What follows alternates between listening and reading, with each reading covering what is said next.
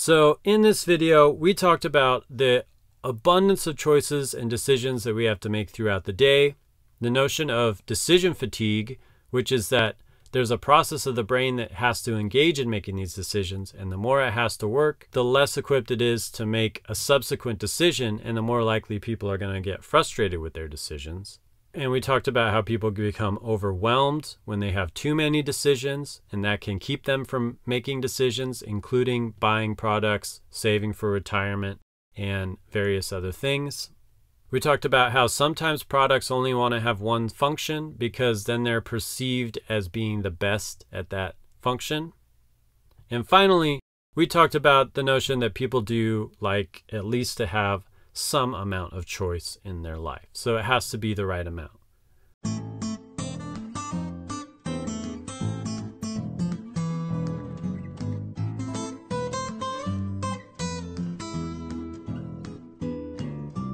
So first of all, we generally have this assumption that the more choices that we have, the better off we will be. And it turns out that that is not the case. There are many times when we're offered with a large amount of choices, we're more likely to become unhappy with the choice that we do make compared to if we're offered a few amount of choices. And you can think about this from the perspective of responsibility and accountability.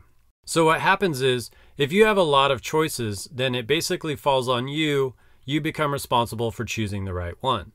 But if you don't have a lot of choices, then you're less responsible for making the correct choice. And if you end up choosing something that's incorrect, then you don't have to blame it on yourself. You can blame it on the world. You can blame it on the lack of choices that were available. And this is something that Barry Schwartz talks about. And I'll put a link to his TED Talk below, which is very interesting, and he goes on about this. Now, it's estimated that we have to make 35,000 decisions per day. And a large part of the reason why we have to make so many decisions is likely because we're confronted with so much information. It's been said that the amount of information available in the last 2 years is the same as the amount of information that was created the entire time before that. So there's an incredible amount of information that's being created every single day, and that we have the capability to create and to store. And a part of the amount of decisions that we have is simply dealing with and confronting all of that information. And with each of these decisions, a lot of them are subconscious. So you don't really have to bring in your conscious awareness and fully think about it. But at some level, your brain has to process that information and make a choice. So for example, there's many stimuli in the environment that we're not aware of, that we don't process consciously, but that the brain sees to some degree in order to determine that it should ignore it and not bring that information to our consciousness. And all of that forms the decisions that we make throughout the day. And that process of the brain, the more that brain process, the more that psychological processing is engaged, the more difficult it is to continue to engage it. Which means that we get decision fatigue. If we make too many decisions, it becomes more and more difficult to continue to have to make them, and it gets increasingly frustrating. So one key example that highlights this is the study by Sheena and Lepper called "When Choice is Demotivating, Can One Desire Too Much of a Good Thing?" And basically they used different items, but I'll focus on the jam example. People were given the option to sample 24 or 6 different jams, and then they were given the opportunity to purchase the jam.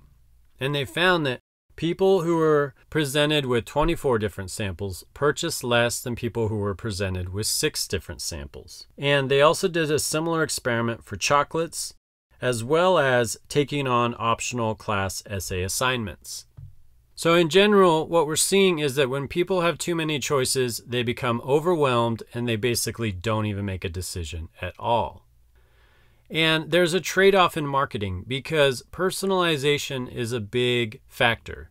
So this notion of like having one product for, say, middle-aged men on the go, the notion of having a product that's very specific like that can be overwhelming if you have to choose between many different products that are trying to appeal to many different sort of personalities. So that's sort of the conflict with personalization. So that's the thing to think about if you're making many different products in order to personalize, is that if the person is going to see and have to choose between all those products, then they might potentially run into being overwhelmed by all their options. So there's a trade-off between being overwhelmed by all these choices and psychologically connecting with a product that really aligns with who you are, that really is personalized to you, to your unique characteristics. And so this is also something that comes up in retirement planning, because many people were given freedom and the option to choose between all of these different potential retirement funds. And on the surface, that seems like a great thing, but it turned out that people's decision to invest in retirement was being compromised because they were unable to choose which fund. And so even really important decisions like saving for retirement are impacted by the amount of choices that people have to make.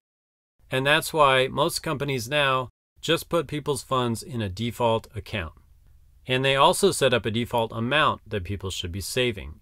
So they have the opportunity to make the choice, but if they don't, then they're still doing something that is good for their long-term financial security. Now, there's an interesting psychological thing where we perceive products that do one thing to be better at that thing than if they do multiple things. And you could see that this is related to sort of being overwhelmed by multiple options in some sense. If a product just has one purpose, then we can more easily think about that product in terms of providing that single service. So one good example of this is the Google search page.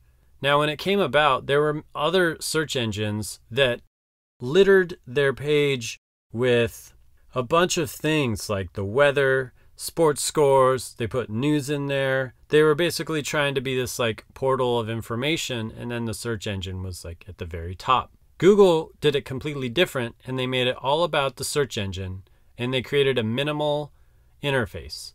And what that does is it makes people think that it must be the best at search if that's the only thing that it does. If it's trying to do all these other things, then we assume that it's probably not the best at any one of those things. It's probably mediocre at all of those things. And this is something that Rory Sutherland talks about in more detail in a talk, which I'll put a link to below. He gives an example with televisions, where if you see a combined television and DVD player, then you assume that the TV is mediocre and the DVD player is mediocre. So people would rather just buy a separate TV and a separate DVD player than buying a product that has both of those combined, because they'll believe that the individual items are better at each of those functions. And it turns out that there's applications for this in the physical health domain too. So this was a study by Zhang, Fishback, and Kruglansky, 2007, and I'll put a link to it below. What they found basically is that, let's say if you're trying to communicate the benefits of exercising to people, and you tell them either that exercising improves their heart, or that exercising improves their heart and it improves the health of their lungs. It turns out that they'll be more likely to believe and remember that exercising improves heart health if that's the only piece of information that's given. If you tell them that exercising improves both their heart and their lungs, then they're least likely to associate exercising with improving either of those two things. So you could see that this applies to more than just the way that we perceive products. Another example that comes from Rory Sutherland in the book Alchemy is when Sony came out with headphones in the 70s. At that time, it was not expected to see people walking around in public with headphones on their head. So, it's hard to think back to that time, but people would, if they saw somebody with headphones on, they would look at them confused. It would be surprising. And I imagine anybody who got headphones for the first time back in those days had to sort of feel a little bit self-conscious about wearing them in public. And now, that's a socially accepted thing. It's a common thing, so we don't even think about it nowadays. But for the company Sony, when they first made headphones, They weren't simply just making a convenient way to play music. They were actually changing the way that people thought about when and where they could play music and the way that they would play music. And so they actually had to sort of educate and adapt society to this notion that you could see people out there wearing headphones. Now, when the engineers went to make a cassette so that they could create a small device that could play music while people walk and wander about, they were very excited because they also came up with the ability to record. And when they went to Akio Morita, the founder of Sony, and said, hey, look, we also have this extra benefit. This thing also records, and it barely takes up additional space. It'll barely cost extra to have this function. But the founder of Sony asked them to remove this additional benefit because he knew if they only gave the device one clear function, then that would help people have a clear definition of what that device does. And for a device that was going to get people to put headphones on and listen to music in public for the first time, for a device that's actually changing culture, that's really important that people have a coherent sort of understanding of what it does. And it helps give people a narrative for why they're buying that device. And this is sort of the power of psychology. This is the power of communicating to customers and people about your product. Now, the last thing I want to say is that people do want to have a certain level of choice. They want to have the feeling that they are making some sort of choice and they are guiding their lives in some way. And this is something that also discussed in the book Alchemy. This is something that General Mills discovered in the 50s when they came out with this cake mix for Betty Crocker that included all of the ingredients, including dry milk and dry eggs. And what was happening is that people were buying this, and all they did was they added water and they put it in the oven, and then they made a cake. And when they had to confront other people with the notion that they baked this cake, they felt guilty because they felt like they didn't actually bake the cake. And so the insight was that they needed to tell people to add an egg. And once the cooks were allowed to add water and an egg, then they felt like they actually did enough to feel like they baked the cake. They didn't feel guilty anymore.